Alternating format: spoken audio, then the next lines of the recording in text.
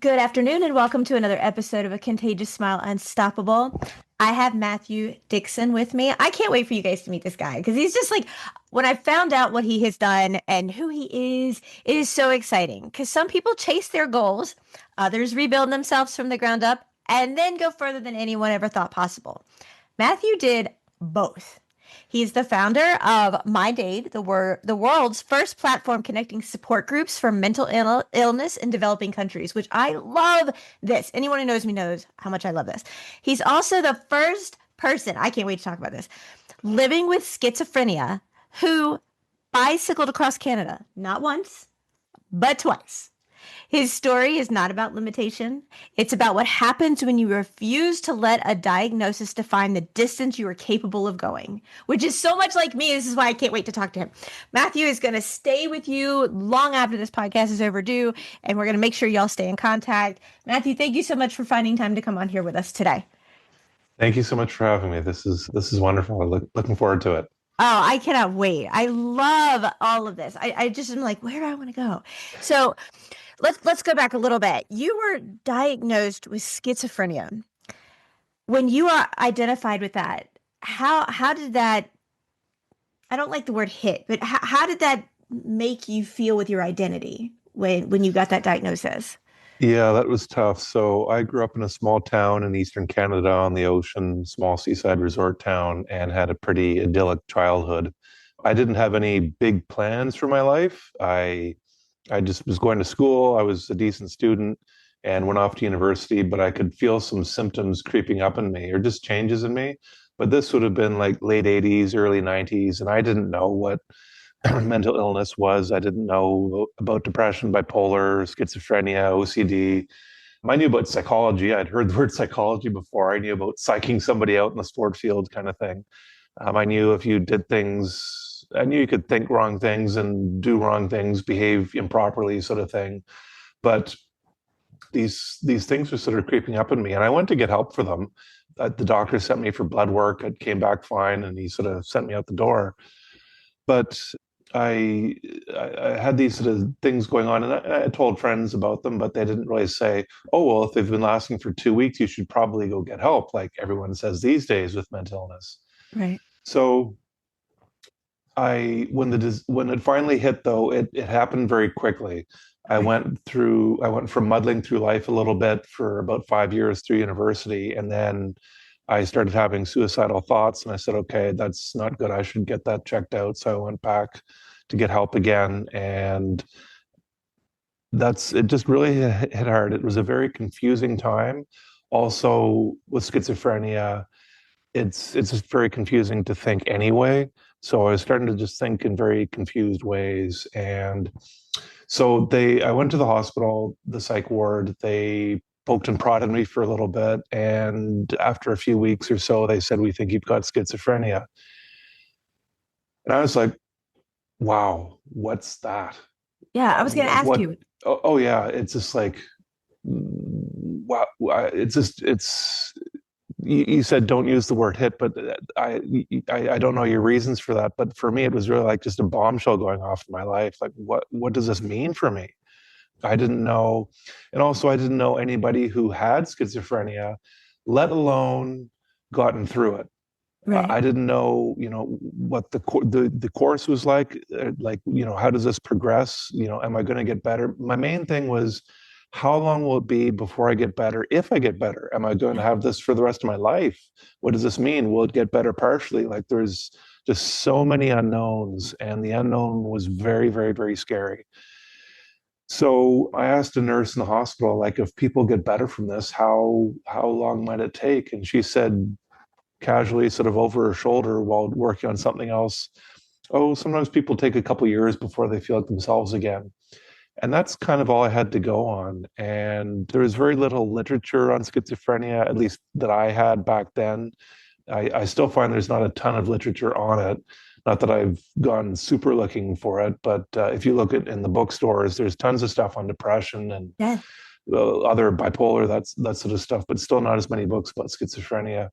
If you look for mental health advocates online, there are lots of them, but not as many with schizophrenia. So I yeah, it's for my identity.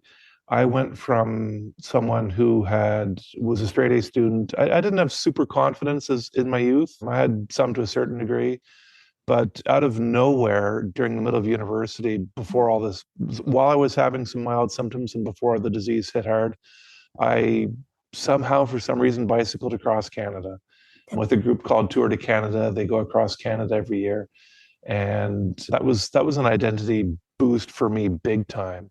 So I went from like a big high like that to a couple years later to just, what is this person with schizophrenia? What does that mean? And I was living in a psych ward for the few years out. I lived in a psych ward for about half a year or so, and then I went to a group home for 3 years. After that, I was living on my own, doing work for the government, doing data entry. But it was a real, like, living in the psych ward. If I met somebody, I'd say, "Oh, hi, Matthew. How are you? What's up with you these days?" I didn't want to have to tell them that I lived in a psych ward. That was just hard on my identity. Sure. And after that, in a group home, I just didn't want to have to tell people that. Yeah. And yeah, yeah. We can go to other questions, but yeah, So, it was, yeah. so like you said, there's not a lot out there about schizophrenia from a person who has it point of view. What is schizophrenia, and for people who don't know, and what is it like from its, best phase that it can be to its worst? Well, I'll skip to the best phase first. This is what I want people to know, especially those recently diagnosed, because I didn't know this until just recent years, but people can recover from it. And there's an article online called "The Seven Myths of Schizophrenia" that the head of the Schizophrenia Society of Canada director told me about. I can't find that article online anymore, but it said that the disease can leave later in life. And it didn't give like a date range for it. I'm 54 now. I got the disease at 22. Another stat I found just like a year ago was that 30% of people fully recover. Another, I don't know the exact stats, but another portion of them partially recover, and others have a difficult time through life. But it is possible to recover. And even if you can't fully recover with treatment, the pain can come down to more manageable levels. When that pain seeps in, the mental pain, the anxiety, the depression, the gut wrenching feelings, you don't, I was fighting for every few minutes at a time. And my main goal is just to make it through the day. But it's hard. So I know a guy who went through a small avalanche. He said, "Matthew, I was in the dark, tumbling around, didn't know what was going to happen to me. Their GPS Garmin things told them they only went like maybe 400 meters in so many seconds. So they weren't under the snow for very long." But he said, "Matt, when I was underneath the snow, I felt like it was going to last forever." And there's something about when really bad things happen, or even just when you're bored, time seems to drag. Yeah. And I can't tell you how much time dragged for me. But what I want to tell people is that the pain with treatment can come down to more manageable levels. It may not go away as fast as you want it, but it will let you carry on for longer than you think, way longer. And that's something that's hard to think about, especially when you're recently diagnosed and that pain seeps in. For symptoms, the one of the main ones is hallucinations. 25% of people with schizophrenia don't have hallucinations, and I was one of those. I've never hallucinated. For those who have them, they can be any of the five senses. Typically, you see things and hear things that aren't there, but they can be touch, taste, and smell as well.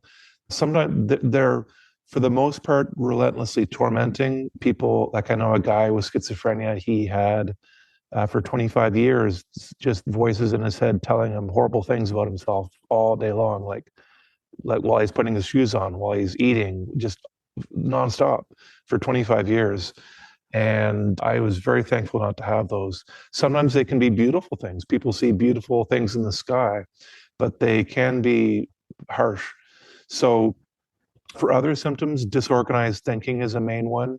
It was very hard for me to think properly. I was bombarded by a lot of stimuli, just my thoughts, and also just visually and sounds. It's like it's like your GPS part of your brain or your geolocation or something goes off in your mind. And I'm no neuroscientist, but that's what it felt like. And that's sort of the organization. It's like if you're reading for your thoughts, if it's like if you're reading a book and every single word in the book is out of order. It's just a lot of, it's just hard to make sense of things. There's another part of your brain that ticks along just fine. And other people with schizophrenia say this. You wake up in the morning, and yes, you're bombarded by a lot of thoughts, and you're not feeling good, but you think you still have some thoughts of, well, what should I do today? Should I go for a walk? What should I have for lunch today? You can have larger decisions like, should I go back to school? Should I switch jobs? Should I do this? Should I do that? But it's kind of like you're having a conversation inside a tornado. It's just a lot of chaos while you're trying to do all this regular stuff. So, yeah, it's disorganized thinking. Another way of putting it is it's hard to think generally. I could think specifically, but not generally. It was hard to have sort of overall concepts of things. It was hard to think. It was hard to have intangible thought as well. It was hard to think about. I guess concepts is the same thing for that too. It was just a lot of very specific things and just sort of all out of order. And yeah, visually, it felt like I was watching my life through, like watching my life on TV. On the Zoom, I know with Zoom now we can interact with people on the screen, but when you're watching TV, you can't interact with people on the screen. You just sort of watch it. You're very passive. You can't get involved in it. And that's how it felt like my life was. I couldn't, it was hard to interact with people. It was hard to talk and speak. And there was just something missing. I didn't feel like there was that human connection where you just sort of know where to pause. Like I didn't get that. A lot of people say you just kind of sort of are more robotic in how you talk and speak. And yeah, and visually it felt like I was watching my life from somewhere else. Like I wasn't in my life. I just felt very disconnected from it. Matthew, where are you today in your diagnosis of this disease? Well, I noticed an improvement in my mental health every single week for 27 years. From 1994, when it first hit me, until 2021. One day in 2021, it just stopped. My symptoms just stopped. And the last 5 years, I've been in a state of shock processing as I get to think about my life and what I've been through. And for those 27 years of improvements, I did have time to think about my life and whatnot. But the last 5 years have been different because it's from a place of peace and contentment. But still, there's this sort of shock that has been wearing off over the last 5 years. And I get to think like, whoa, wow, what did I just go through? So it's the last 5 years I've actually been able to look into the rearview mirror and look at my life, but sometimes I can't look at it for too long because it's kind of scary. It's like being chased by a grizzly bear. You're in the woods, branches are slapping in your face, you're scared you're gonna die. And then one day it just has you don't hear it behind you anymore. But you're still like sort of wondering, is it around me? Is it gonna come back and get me? And that's sort of where I've been, just sort of walking back home out of the woods for the last 5 years or so. But it's the shock is slowly wearing off day by day, week by week, the last 5 years. And it's just wonderful where I am these days because I get to I just get to think, I get to feel, I get to enjoy life again.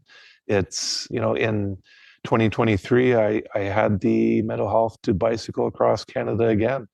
I talked to people about that for years. I probably just made them go crazy for how much I talked about wanting to do that trip again. But I did, and I was just over the moon about that. Yeah, it was. We can talk about that later, but yeah, that's sort of where I am. I'm doing very well. I'm in the normal range. I still get upset about things. Sometimes I'm bored, sometimes I'm tired, but it's nice to be in that normal range again. Sure. Wow. When you first, before, let's go back a little bit. Before you were actually diagnosed with schizophrenia, what was your day like? Because I know so many people are listening to this and they are trying to resonate with, I know something's going on. I'm not crazy, but something's not right. What is going on with me? What do I need to do? I just feel miscombobulated with everything that's going on. Where were you with that? Maybe people can relate better.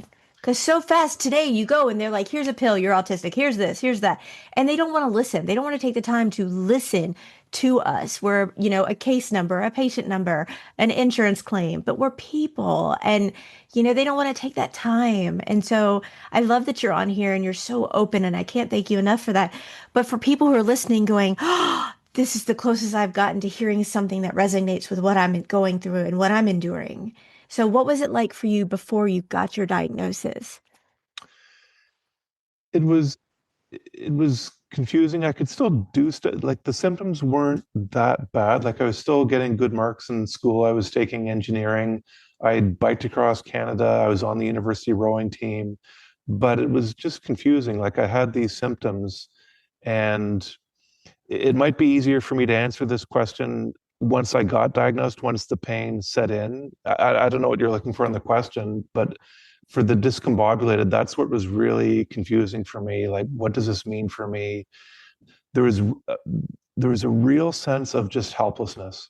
Okay. Like I felt like it was hard to fight through each second in my worst years. It was just, you know, I need something to do, and I couldn't do anything.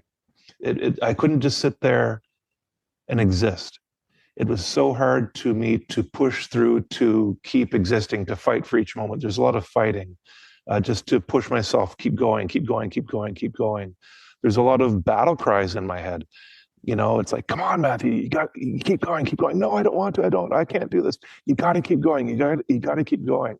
And that's sort of how my all day long was like for me.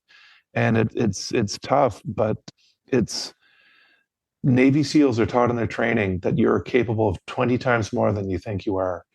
And I'm no Navy SEAL. I've read some books on them for their mindset. Mark Devine is a great author for that. But he says, I felt like I was trained in a certain way for that. It's just we're capable of so much more than we think we are. And if you told me that I'd lasted 30 years plus with this disease back when it first hit, I'm like, how can I do that? But you just do it when when when you're put in these situations, minute by minute, second by second, day by day, year by year. You just keep going. And I know some people, it's hard and it's tough, but I just want to encourage you, for people who are struggling, to who are thinking, how can I keep going through this? I really want you to encourage you to keep going. You never know what's going to happen. You never know what the future may bring. We don't know what medical discoveries they're going to find this year, Yeah. 2026. I mean, look at the last 20 years. I mean, all the articles that have come out on all these discoveries, there are armies of people going into work every day, into labs and all sorts of things, working on ways to help us with mental illness, with you name it, all sorts of ailments in the world. And we can forget about that when we're depressed. I was like that. I'm like, oh, I'll probably be like this forever. But when you get out of that, I'm a voice from the other side right now, and I'm trying to give you a voice that you may not have in your head, because I didn't have it in my head as much as I wanted. There's hope. You can just keep going. And I know with I mean, cancer might kill you, and there's nothing you can do about it. It just does it, even though with all the best treatment. With mental illness, it won't. It forces us to do it, but so if that's any help for anybody out there, if you can just keep going. There are so many times where I'm like, I don't know how I can do this. I don't know how I'm going to get it through the next few minutes. But if you just sit there and even though you have to feel that pain, that unknown, that questioning, like, what's going to happen here? It's just keep sitting with it, because things just keep happening. There are there are so many things going on in the world right now. It's this, and I want to stress it's magical. Life is magical. You can't see it when you're sick, but it's out there all day long, even though you can't see it. It's all around us all day long. There's horrible things going on in the world and beautiful things every single day.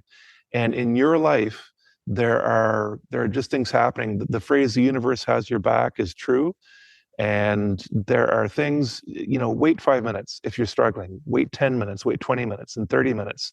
You might get a call from somebody. Oh, I hear I can help with this. There's just things that just keep happening. Life keeps happening. There's so many things going on in everybody's life, and it can seem like there's nothing happening. There's no way out. Kevin Hines, a suicide prevention advocate, said that when he's in trouble, he says, I say to the first person to someone I feel that I trust, he says, like if he's in an airport, he'll go up to an official and say, I need help now. That's his phrase, I need help now. And yeah, it's, yeah. Did you choose to reside in an institution for that period of time and then move into a group home? What was your thinking and why did you choose to do this? I read a book saying that people who are sick for any sort of in the hospital for any reason, oftentimes people don't want to tell them what's going on, so they don't burden them. Mhm. But that actually backfires because it just makes the person more unknown and just sort of confuses them more. So for me, not a lot of things were told to me about the decisions being made. They just kind of said, here, Matthew, go here, here, Matthew, go here. So when I was in the psych ward, I I took myself there. I did not want to take my life, but I was scared I might. So that was the reason I went to the psych ward. And I went in there about 6 times or so in 1994. I wanted to go in each time. And I was in there, and when they said it was okay for me to leave, they let me go. I just sort of listened to them for that. And I don't know their sort of reasoning. They just said, okay, you can go now. Like, okay, I don't really know. And then how I got into the group home, I don't know.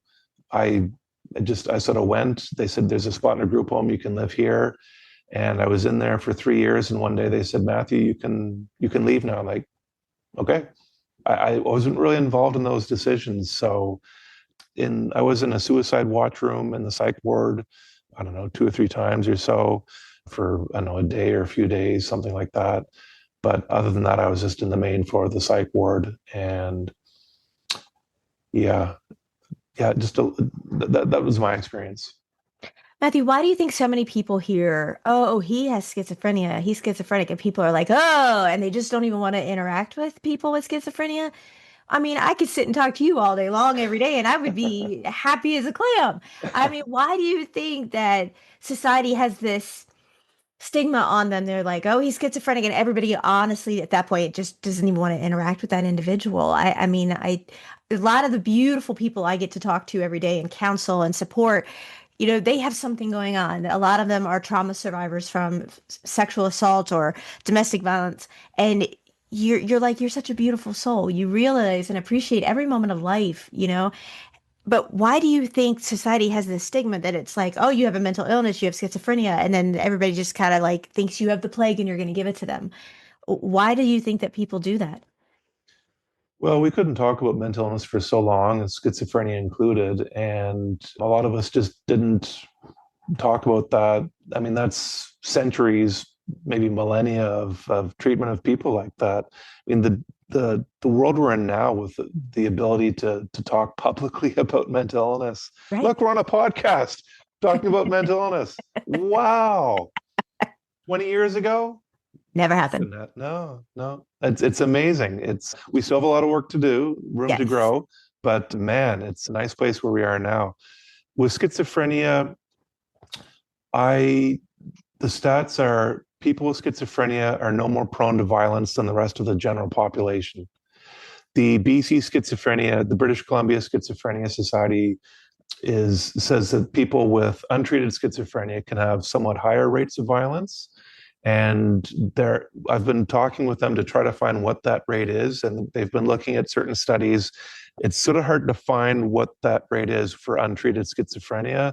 It's quite nuanced, complicated, different ways of studying it. But for people with treated schizophrenia, they are no more prone to violence than the rest of the general population. And I didn't know that until about maybe 6 or so years into my recovery. And when I found that stat, I just breathed a sigh of relief because I never had any thoughts of hurting anybody. It's the last thing I wanted to do. I never wanted to do that at all. I never played hockey in high school because I didn't like fighting. I've never thrown a punch, never been in a fight. I don't like any of that stuff. Yeah. And schizophrenia didn't change any of that. So I was just scared I might take my own life. That's it. So yeah, it's my experience with it though. So when I was in, after I was out of the group home, so after about 4 years of the psych ward in the group home, I got a job doing data entry with a government department. And I started meeting regular people outside the mental health system. I was so happy to be out in the regular world. And yeah, it was, but what I found was, and I don't know where this came from. I just found I was a lot happier if I told people what I had. And I sort of sniffed people out because back in the 90s, when I first got the job, you just didn't walk, you couldn't talk about mental illness publicly. So I sort of sniffed people out, but fairly soon after getting to know them, I'd say, yeah, like I've got this schizophrenia thing going on. And I did that for many, many years. I still do it today. So I just found that people didn't give me a hard time about it. I've never really had a hard time. I mean, maybe there are people who heard I had it because I was fairly, Open about it. word spreads in public circles. But if someone didn't want to talk to me, well, I didn't really hear about it. I didn't really get it. I didn't get a hard time from people. My friends growing up never gave me a hard time. I found it was I I find that it's hard for people to know what to say to you, to talk about, because it's an intense situation and going through it, it's intense. It's sort of like watching someone slay a dragon in a movie versus you being in there with that hero slaying the dragon with them. Do you want to jump in and help them, or do you just want to hear the story about it later? Right. It's just intense. It's a very intense situation, and it's hard for people to sort of stick by you or understand what's going on. And I find people sort of, I sort of, I will start yakking on about it when I'm talking to people, sort of telling them this is what it's like. So I sort of do the work for them. If they have questions, maybe I've answered them for them, or maybe they think I've been talking, I've got to get on with my regular life now. We've been talking about this for a while. But I find I would be happier if more people asked me questions about it and sort of led the conversation that way. But Yeah. yeah, I found people open about it, and I just felt very relieved once I the coworkers and whatnot. I just felt to be more relieved. But yeah, I did walk around thinking, what if people knew I had this, what would they think? And that is also comes from the disease too, like the confusion and the depression giving you negative thoughts. It's just a lot of stuff going on in your head all at once. And it's hard to sort of sort through it, put it into categories. Okay, this. It's just a lot of things coming at you at once. So, but that's sort of my experience. Matthew, does that allow you to have like a partner, a significant other in your life? People do, for some reason, not with me. I've never been in a relationship, but other people with schizophrenia do. Never had a relationship? No, no, I think no. you're so sweet and charming. Thank you. Thank you. I know some of my friends say you're 54. Like, how is that possible? I don't know. Don't You're ask me. waiting for the right one. That's what it is. You're waiting for the right one. There's nothing wrong with that at all. I don't see how somebody hasn't gotten you because you're just charming and easy to talk to and Well, thank you. intelligent. Thank you. Yeah. Yeah, I mean, I've talked to, some of my lady friends that Yeah. say, Matthew, I'd be much happier if I hadn't gone through the relationships I had. Like you were so lucky not to have to go through them. So there's that aspect of it too. But thank you for that. Oh, of Um, course. Yeah, there's a lady, Lauren Kennedy. She's got a YouTube channel called Living Well with Schizophrenia. She talks about her relationship with her husband and whatnot. So that's a great resource for people who want to know more about relationships and schizophrenia, plus just schizophrenia in general. She's a great resource for all things schizophrenia on that. I really like her YouTube channel. When you rode across Canada for the second time in 2023, was there a moment when you thought you couldn't do this or you were like, I got this the whole way there? You never know. So both trips were daunting. The first time when I signed up for the first trip when I was 19. Some people thought I was a bit too young to do that, but there are late people in their late teenagers who go off on their own to bike across vast distances. I saw a family, a Japanese family, biking across Canada that year, and they had one of their young kids who was 12 who was Wow. biking on a small bike, biking from Toronto to Vancouver. They did shorter distances, like 80 kilometers a day. But just saying, it's not as hard as you think. If someone 12 can do it, Right? yeah. So, but it's daunting. The first time I did it, I thought, oh my gosh, what am I doing? What am I doing? And the second time when I did it, the exact same feeling. I'm like, I can't believe I haven't had this feeling in 31 years. I can't believe I'm getting the same feeling again. This is incredible. How can the body not have a feeling for 30, it's just weird. But it's just this sort of very alive sort of what's going to happen? Yeah. What's going to happen to me? I've got to keep my wits about me, Yeah. and it's daunting. It's like, oh my gosh, I can't believe I'm going to do this. How long But did it take you? just to finish, to answer Oh, your sorry. question totally here, I was like 99% sure I could do it the second time. I was like, I want to do this. I don't know for sure if I'll make it across because, trucks can hit you sort of thing. But I was chomping at the bit. It felt like I had gotten out of jail. I finally had the health to do this. I just, boom, go. I'm just running out those prison doors. How long did it take you to do the entire bike ride? So 2 months the first time because that's what their organized trip does from the Okay. first day of school to the last day of school because a lot of teachers want to do the trip. I took 3 months the second time because I went the whole way across Newfoundland to another 900 kilometers. Yeah. And yeah, fun fact, the world record for biking from Vancouver to Halifax is 13 days. Wait, what? 13 13, days? 13 days, believe it or not. You can look it up online. No, I And believe it. That's oh my oof. yeah, Wow. it's like 500 kilometers a day. I mean, That's yeah, wow. yeah. I was biking at about 20 kilometers a day, 20 kilometers an hour for like 8 hours a day kind of thing. But lots of bikers can get up to like 36, 37 kilometers an hour. The Tour de France winner is 40 kilometers an hour. So that's sort of like double what most people do on their bike. And if you're biking for like twice the time, like 15 hours a day, you can cover a lot of ground in one day, believe it or not. Yeah. 13 days. I'm like, oh, Yeah, that I've biked across Canada. When I heard that 13 days, that blew me away. Like, that's where I am right whoa. now. I'm like, Yeah. oh wow, 13 days. Good Yeah. grief. Okay, I have to talk about MindAid for a minute. I am just, I love this. You built MindAid to solve a problem that most people don't even know exists. What did you see that others were overlooking not to be able to see this to create this such needed opportunity for people? Well, first off, when the disease first hit me, a lot like in '94, my heart went out to people in war-torn countries, extreme poverty, who had mental illness as well. I'm like, how do you do that? Yeah. I was going through mental illness in Canada with a, sort of so-so mental health care system compared to where it could be. But I'd definitely rather go through mental illness in Canada than some other countries in the world. But I don't know why I never went looking for information on mental health in developing countries. I never went looking for it, and I do not know why.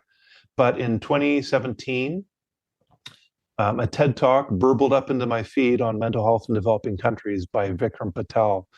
And he talked about how in the 90s, they made models of basic mental health care for people in developing countries. And it was modeled after for many decades, they'd had books for basic physical health care, where there is no doctor around for hundreds of miles or no hospital. How do you treat a broken leg? How do you treat all these physical things, deliver a baby, that kind of stuff, broken leg?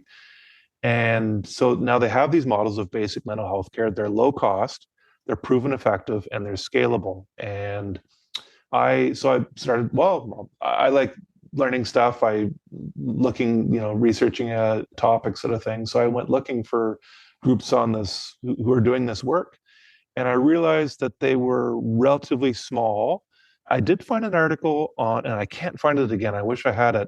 It was explaining why the large groups like UNICEF and like those, they didn't work on mental health, and they had their reasons why. It was more complicated, and I couldn't remember all the whole process there of why they don't. But have been since the 90s smaller groups, like budgets of a few $1 million sort of thing for the year, of varying sizes, some larger than that. But there are now about 20 or so groups like that, and there are other groups too, and there are more keep coming along as time goes on. But I thought, well, wait a minute, they're all sort of scattered across the web. What if I put them all on one site where people could find them more easily to pick and choose from them? And that's basically all my website is. It's just a simple curation site at its essence. But so I did. This was in 2018 when I made the website. I was nervous phoning website designer. Oh my gosh, am I going to put something out online? Because I stayed offline for a long time. I didn't get on social media. I'd surf the web. I had an email address, but that was about it. And here I was sort of saying, oh, am I going to be a promoter for mental health in developing countries? Am I going to be an advocate sort of thing? Because I hadn't done a lot of advocacy work for schizophrenia or mental health in general, even though I'd been reading a lot of books on how to do that. So yeah, somewhere along the line in my recovery, I guess you could say it was because I was reading all these books on how to make myself better. And one of the things it said is Martin Seligman in his TED Talk says one of the best predictors of long-term life satisfaction is helping other people, philanthropy, helping animals, the environment, whatever cause, being of service to something larger than yourself. I read that many years ago, so I started reading, well, maybe someday I could get into advocacy work and for mental health, and public speaking. So I was reading tons of books on how to do that, but I didn't have the courage, the mental health, the strength to actually take action on it. So I read a lot of books for a long time. And then in 2018, I put my website out, and I just slowly, one by one, got into Facebook and LinkedIn and Instagram and YouTube, getting onto podcasts, doing some public speaking. And it was very step by step, little by little. That's how my whole recovery went, just baby steps along the way. And it's something I'm still doing today, is just if it doesn't stress me out, I will do it. But I still I'm always conscious of my mental health, because I've recovered, but I'm not cured. I still take my medication. I would hate to think what would happen if I go off my medication. And I know a lot of people do not want to be on medication. For me, I'm like, if all I have to do is pop a pill, bring it on, because it's helped me. And with more severe mental illness like schizophrenia, they say medication is a way to go. Lauren Kennedy talks about ketogenic diet or something that's helping her without meds, but I don't want to talk about that too much because it's just not something I'm familiar with. Just going off your meds, I'm like, I want to stay in it. So yeah, one of the things that I want to throw out about MindAid is the fact that some people with mental illness in developing countries are actually kept in chains. They're tied to a tree, tied to a bed, and there are groups that are helping them. They go in and they unchain them and they get the mental health treatment. So it's some countries have only one psychiatrist per million people. It's staggering. So I really want to promote these groups, because so if there's ever a time where mental health in developing countries could take off, it's now. We couldn't talk about here in Canada in 2010, the Bell phone company made a program called Let's Talk about mental health. That was in 2010. And every year they promoted this day for Let's Talk about mental health. That was the first time that we were talking publicly about mental health. But in 2020, with the pandemic, when we started talking about mental health full blown, I made MindAid in 2018. And because we couldn't talk about mental health anywhere back then, it was still sort of, we were talking about it somewhat, but there's still sort of this, you can't totally talk about it, you were sort of hush hush about it. Yeah. But now we can, for mental, I mean, we get for decades, we get helping people in developing countries. You know, in the 60s, 70s, 80s, 90s, we would sponsor a child in Ethiopia. We would, do all these things, send them, drill a well, build a school. We can do that now. We can talk about mental health in developing countries now. We can get, I mean, think of all the people who would want to donate if they simply knew about it and where to go to help. That's what I want to And help do because being what you just said, everything you've said is resonated so intensely with me. But saying that somebody is being chained to a tree and to a bed because of something that is not fair. It's not their fault. It's not they don't need to be punished because of something that it's not like I am really trying not to cry because it's not fair. It's not right. It's not nothing justifies that in it to me to go and do that to another human being, right? That's why like I built the academy. It's because people, I have a doctorate, but I don't tell people because I don't want people to say, "Oh, you're that," because there's white coat syndrome. But it's like I honestly, Matthew, when people say, "Oh, your class is only $5," it's probably crap. It's not worth anything. They're valued at hundreds of dollars, but I don't believe your bank account should warrant you getting the mental health that you need. Like you need it. I'm going to do everything I can to help you. And to know that there are people over there in other countries in this world, and that we are in a world and you're in a and they are being chained up for something that is not their fault absolutely makes you like it just made my stomach just queasy because it's not fair, right? They need help. And if they got the help that they needed, they wouldn't have to do that. Just, that could be somebody else. The person that chained them, that could be them one day. And to do that to another living person is just heart-wrenching to me. Like my heart dropped when you said that.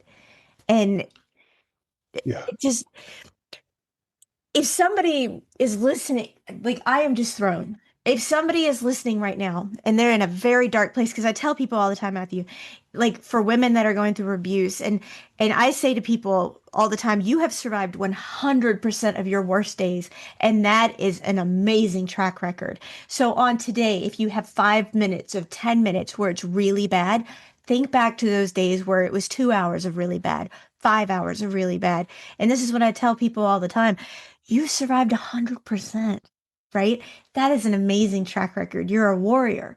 But if somebody right now is listening, and I tell people all the time, put your ear pods in or whatever, you know, materialistic title you put your Beats or your iPod or whatever in your ears and you're listening and someone's in a really dark place right now and they think that it's over for them and nobody else has said something to them that you can say to them right now, what would you say to them?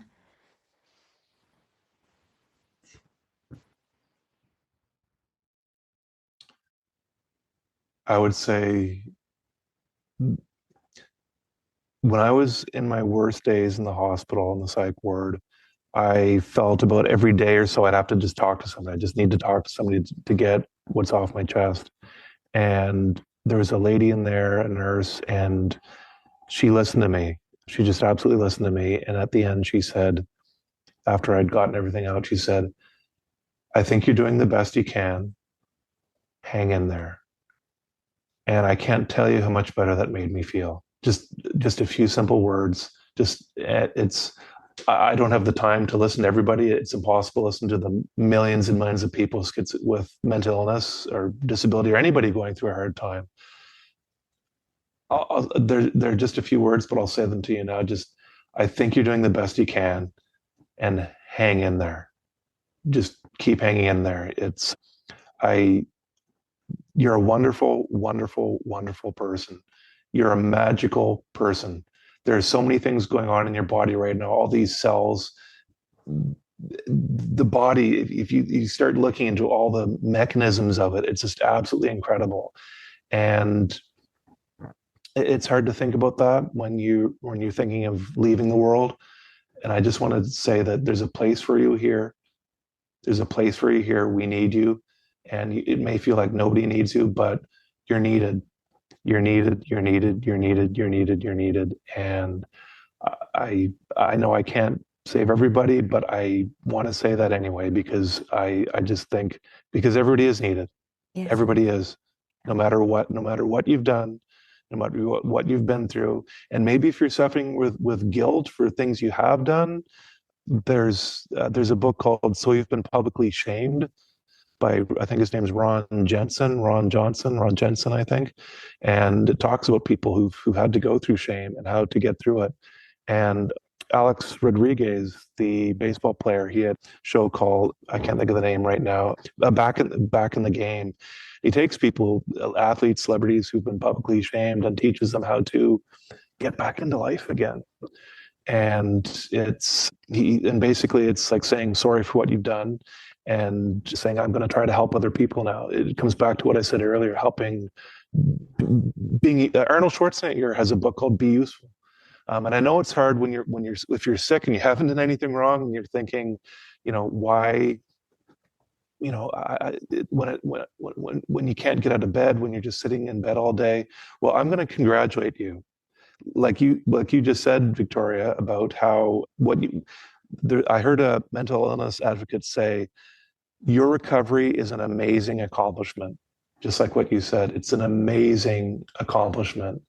And Carrie Fisher, the Hollywood actress, she had bipolar, and she said people with bipolar, with mental illness, should be given medals and awards for what they're going through. Medals and awards. They should be having ceremonies with world leaders pinning these medals on your chest, giving you trophies. You should have stadiums full of medals, awards, and trophies. Stadiums just full of them for all the miracles, the seemingly impossible things you've been through day by day by day by day for years. And I just want to congratulate you for all of that. It's remarkable, and you may not be able to see all that. One day you might be able to say, wow, I did all that. The other thing is that you may think that, well, I can't do anything because I'm sick. Well, I know, I get it, but I still want to encourage you to do maybe some things that you do anyway. And you could say, well, if I do that, I'm not going to enjoy it because I'm sick. Well, I want you to do it anyway. I did some things. A lot of times I couldn't do things. A lot of times I was just sitting there, couldn't do anything. But there were some times where I did some things where, I donated. I said, okay, I'm going to donate. I sponsored a child in Ethiopia years ago. And I went on a few plane rides out to the west coast of Canada from the east coast. And even though like I was on this trip and I could say, oh, I'm not having fun, like I'm sick right now. It's like going to Disney while you're getting chemotherapy. Or, I'm sending a check in the mail to someone in Ethiopia, but I can't feel any pleasure from it because I'm just depressed. I encourage you to do those things anyway, because they register. You might not be able to feel it register in you, but it registers. It's something you can say at least to yourself, if not to anyone else, that I'm doing this. I did this. And they all add up. All these little things add up. They're little factors in your life, little factors, and they can help get you better, help build your self-esteem. Well, maybe if I did this, maybe I could do something, more. How much can I tackle on? And for me, it was like walking on a tightrope, where it's this very balancing act. Like I want to take on something, but I don't want to take on too much. So it's always just sort of balancing out that. But that's my advice. Matthew, you got to tell everybody how to find you. I want to make sure I get it all in the show notes for you as well. And I want to talk to you a minute when we finish up the episode. You have been such a light. It has been my honor to have you on. I would have you back anytime you want to come on. It is so eye-opening. I want to do whatever we can from a Contagious Smile point of view to help bring awareness and help with your MindAid. I can't thank you enough personally for what you do and what you're doing it for. I hope you see yourself the way I see you. I really do, because I think you're remarkable. I think you're amazing. Thank you. So tell everybody where they can find you. I'll make sure it's in the show notes as well. Yeah. So you mentioned about your $5 courses. I haven't mentioned this online much, really, because it's for me, I still struggle to ask for what I want sometimes. I've struggled like you for a long time with charging Yeah. my help for people. I've tried to give a lot away of it for free. I'm still trying to make an income for myself. I've had regular jobs the last so many years, like mowing lawns, serving pizza, driving people around kind of thing. And it's hurt me because I know there's so many people I'm not reaching. And but it's hard for me to charge for stuff. Even public speaking, it's hard for me to just do that full time because it's not a steady income, and it's hard for me to charge lots of money to it's I just really struggled with the whole money thing versus giving it away for free. I have a Patreon page. I've got one subscriber or follower on there, and if I could make like $2,000 a month, like 40 people giving $50 a month or 200 people giving $10 a month, Yeah. I could work on this full time. And I can get on podcasts. I use Podmatch. There's lots of other ways to get on podcasts, but I love it. Podcasts are so easy for me. Jane Goodall, when she was in lockdown through the pandemic, she was giving like about three interviews a day virtually, and I would love to do that instead of going to doing these regular jobs that I have to do. And Yeah. it's been frustrating for me. I just want to throw that out there for anyone listening. That could help me reach a lot more people. And my website is mindaid.ca, mindaid.ca. That's where everything is. And like I said, I'm on YouTube, TikTok, Facebook, Instagram, LinkedIn, and others. And people can follow me there. My ask for people, the groups that are helping people with mental illness in developing countries, they can sometimes, their donation pages sometimes take as little as like $3 a month for donations. I know one lady, I don't know how to reach her. She gives me every now and then on my PayPal donation page like $1.20 from she's in Australia, and I'm like, I just can't get over that. Like, thank you so much. I'm guessing she doesn't have much money, but she wants to help. I'm just over the moon about that. But yeah, those donation pages, the charities that help people with basic mental health care are listed on the MindAid page. If you don't have money to donate to them, they have Facebook pages. You can share their post, simply talking about it, making more people aware. Because I'm thinking, how many people today would donate if they knew this existed and where Right. to go to help? Like there are millions of people donating to people in developing countries for a wide range of reasons. How many more would donate for mental illness? So yeah, Yeah. Well, I can't thank you enough. Will you please come back on again? I'd love to. Thank you so much. I really, really enjoyed this. I loved it. All right. Thank you so much. I appreciate it.